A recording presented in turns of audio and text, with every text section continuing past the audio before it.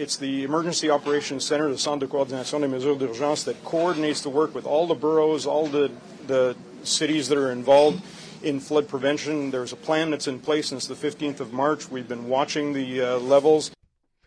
That is Richard Liebman. He is with the city. He's actually in charge of that emergency plan. He's also Montreal's fire chief. Talking about the fact the city has been prepared. The level is now at a level 3. It has gone up. And, unfortunately, we're back to a situation, and this is not new. If you live, in parts of the city, just off island where flooding has happened before, it looks like this is going to be a potential issue this year. Jim Beis is the mayor of Pierrefonds-Roxboro. He's Montreal's executive council member for security and prevention. Jim, thank you for the time this afternoon.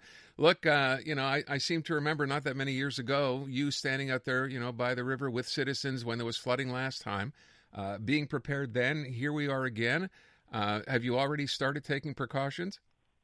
My gosh, thanks for having me, Aaron. And in fact, we hoped that we would have a year off, for many reasons, the stress it causes on a community, you can imagine. But look, we've been in preparation since probably mid-March, and we've stockpiled a lot of equipment that we've purchased through the years. And at a moment's notice, we're able to, mobilize our teams. And so we've done that. We've been nonstop all day today installing these, flood barriers that we've purchased and in vulnerable areas, the ones that if we had the water rise to a certain level would be the first to flood. And so we're almost completed that area. But, the forecast is for the water to go significantly higher into the weekend, and we need to make sure that all our areas are protected. And today we went around door to door in our community to make sure that folks, if they get flooded, what their roles and responsibilities are in their homes to protect their belongings. In the meantime, the public domain, of course, is our responsibility. And having said that, I've also been in contact with our neighboring communities, Anse-Cartierville, Île-Bizarre, Saint-Geneviève, and I've also spoken to Senneville and Saint-Anne-de-Bellevue, knowing that they also from time to time are flooded. So this is a concerted effort to make sure that we protect our communities. It's great to know that, you've been ready for this now for a while. Obviously you hope every year it's not going to be as bad as it has been in years past. And I remember last time we talked about this a few years ago, the concern was, you can't keep building homes in places like this. There are some people who are already there who didn't want to necessarily move. What is that situation now? Is that now controlled? Well, look, we've said that the goal of putting these barriers in place is never to redevelop or develop in particular areas. It's essentially to protect the folks that have been there for decades and generations. Yeah. I mean, that's really the primary goal. Nobody's looking at developing these areas, as far as I'm concerned. It's more on how do we protect these areas now that since the 70s was probably the last time we were flooded to this magnitude. And then since 2017, we've had threats every year. Yeah. This goes back almost 10 years ago. So, look, I mean, we will continue to do what we need to.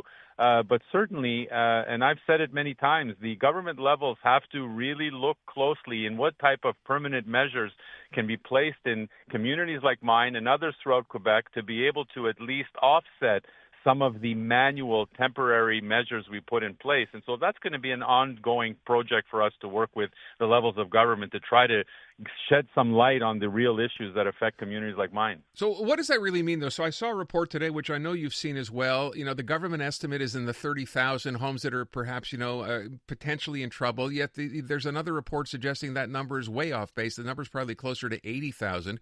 What is it the provincial government is not being made aware of here? Or what are they doing that you think they should be doing or not doing that you think they should be doing?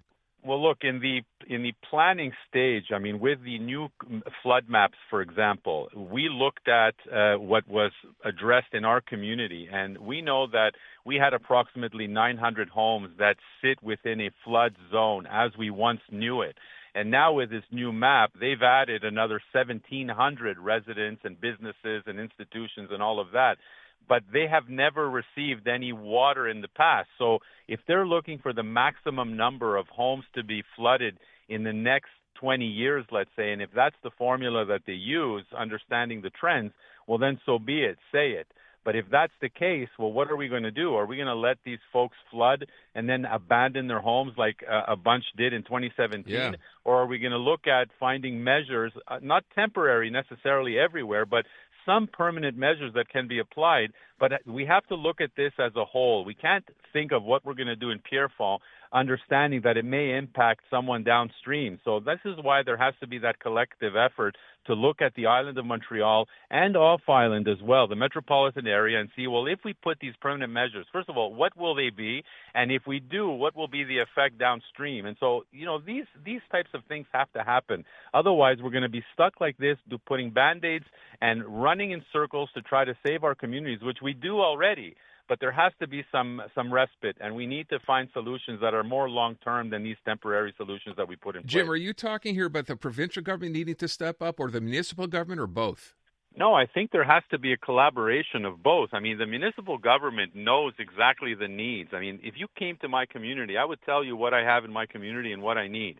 So there has to be somebody, and we don't have the funding to be able to, implement any of this. So there has to be experts that have to come on board, and they have to analyze these situations, whether it be the metropolitan community of Montreal, which, of course, we are there now. So I'm going to be bringing these discussions to the table, and hopefully we can work together to at least identify what are the true needs. And then once we identify, then we can calculate and say, okay, well, if we go ahead with some of these projects, it's going to cost X amount, and then how do we fund these types of projects down the road? Because 9 years later, and we are almost dealing with the same issues we did in 2017, 19, and 23. And the levels, by the way, this time around are very comparable to the massive rise in river that we had in 2023. So, we're really working hard, and our blue collars, I have to add, are doing an incredible job on the ground, positioning all this equipment to keep our community safe. I'm trying to understand how this would work as a permanent solution, right? You have to do this. You're prepared. You've been prepared for the last month or so. What's a permanent solution here? Putting up some kind of a seawall, a river wall? I mean, what would work that you wouldn't have to necessarily follow through by, doing what you have to do now, which is putting up these sandbags and everything else, because this is what's coming?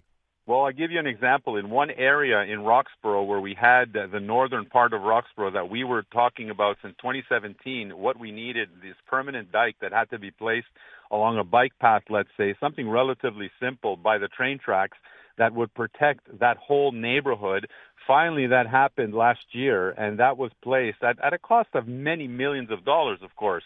But that completely eliminated at least the work that's required to save and protect that area, because now with that permanent dike, that's done. There's also natural dikes. There's possible seawalls that have to be built in some strategic areas without affecting people's view of the river, understanding that some temporary measures are needed, of course. But there are other areas that we can address. Natural dikes blending into the natural landscape, are possible, and some exist already in the borough, and Saint-Marc-sur-le-Lac did it, and other communities in Quebec have done it as well. So there has to be that collaboration, I would say, with the different stakeholders to make this happen. And I think with our administration, we're in that position to be able to create that dialogue now and hopefully find some resolve as we move forward. Last question. Maybe this is a bit off base, but, I remember, again, being out there in 2017. You described how bad things were back then. Is one of the considerations, you think, where a government says to somebody, look, we know you've lived here for X number of years, you're in a flood zone, we're going to buy your house, I only use the word expropriate, we'll buy your house because this is not safe for you to stay here. Is that one of the potential solutions here? Well, I said this many times, that if the government's goal was to, through attrition, have homes be flooded and then give them to evacuate, like was done in 2017, giving them $200,000 and $250,000 for homes that were $1 million plus to be able to leave, that's an easy solution for the government. But then at the end of the day, if that's their goal, admit it, and then find the funding and give people, or offer them at least, the market value for these homes, clear cut all these areas, and allow the water to flow naturally like you think. If that's the goal, then that's the goal. But nobody has said that. And I'm saying that if you wait for folks to get flooded, people that have lived for generations in these homes, 50, 60 years, some of them, and then you tell them, well, you're going to get flooded, and now we're not funding and are not helping you, and you can't get insurance with that clause, and you can't get your mortgage paid, and you can't get any of these other collateral issues that may affect you in a flood zone, well, then you're no further ahead. So there has to be that thought process that takes into consideration everyday people that live in these areas that may be once again burdened by the challenges they will have should they get flooded, because we can only do so much humanly possible. Mother Nature, being what it is, can throw us a curveball tomorrow, and then we're deep, knee deep or waist deep underwater. So we still have to do what we need to, but in the meantime, discussions will continue, of course, and I can tell you that I plan to bring all these issues to the table. Jim Beis, Mayor of Pierrefonds-Roxboro, as the city prepares, and not just out there, but of course as well others too, for flooding, which we hope doesn't happen. Jim, thank you so much for the time. I always appreciate it. Thanks for having me. Unmistakably Canadian. It's the music that raised you. The artists raising the bar. Hi, this is Bryan Adams. Hey, my name's Brett Emmons. I'm from the Glorious Sons. Hi, I'm Nelly Furtado. Made in Canada. The station that champions Canadian music. Loud, proud, and all yours. No passports required. Just press play. Tap into Made in Canada now on iHeartRadio.ca Or the free iHeartRadio app.